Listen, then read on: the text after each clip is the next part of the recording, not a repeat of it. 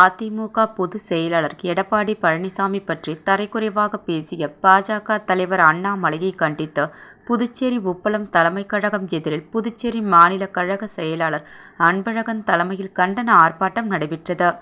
ஆர்ப்பாட்டத்தின் போது அண்ணாமலையின் உருவப்படத்தை கிழித்தெறிந்தும் தீயிட்டு கொளுத்தியும் கண்டன கோஷங்களை எழுப்பினர். இந்த கண்டன ஆர்ப்பாட்டத்தில் மாநில கழக அவைத்தலைவர் அன்பானந்தம், மாநில கழக இணை செயலாளர்கள் எஸ். வீரம்மாள், முன்னாள் கவுன்சிலர் கணேசன், மாநில கழக பொருளாளர் ரவி பாண்டுரங்கன், மாநில துணை செயலர் எஸ். கிருஷ்ணமூர்த்தி, உழவர்கரை நகர கழக செயலாளர் சித்தானந்தம், மாநில அண்ணா தொழிற்சங்க பேரவை செயலர் பாப்புசாமி, மாநில முன்னாள் மாணவரணி பொருளாளர் பார்த்தசாரதி, மாநில அண்ணா தொழிற்சங்க பேரவை துணை செயலாளர் ராசு என்ற வரதன், தொகுதி கழக செயலாளர்கள் ஆறுமுகம், சிவக்குமார், துரை கருணாநிதி, ராஜா குணசேகர், கமல்தாஸ், பொதுக்குழு உறுப்பினர்கள் பாலன், செந்தில் முருகன், பரணிதேவி, கல்பனா, தொகுதி கழக தலைவர்கள் சபரிநாதன், காந்தி, ராஜேந்திரன், ரெமு செல்வம், ரமேஷ் உட்பட கழகத்தினர் திரளாக கலந்து கொண்டனர்.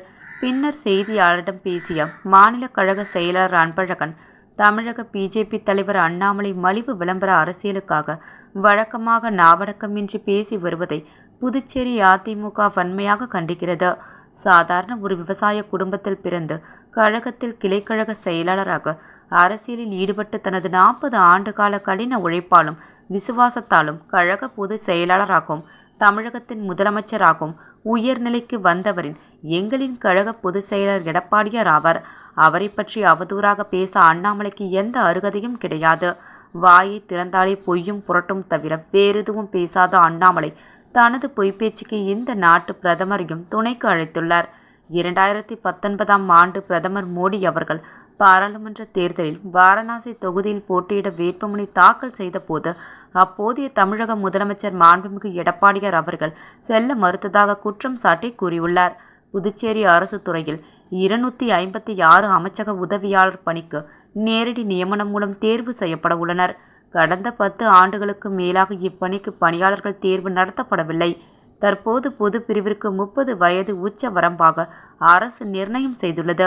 இதனால் கடந்த 10 ஆண்டுகளுக்கு முன் படித்தவர்கள் இத்தேர்வில் கலந்து கொள்ள முடியாத சூழ்நிலை ஏற்பட்டுள்ளது.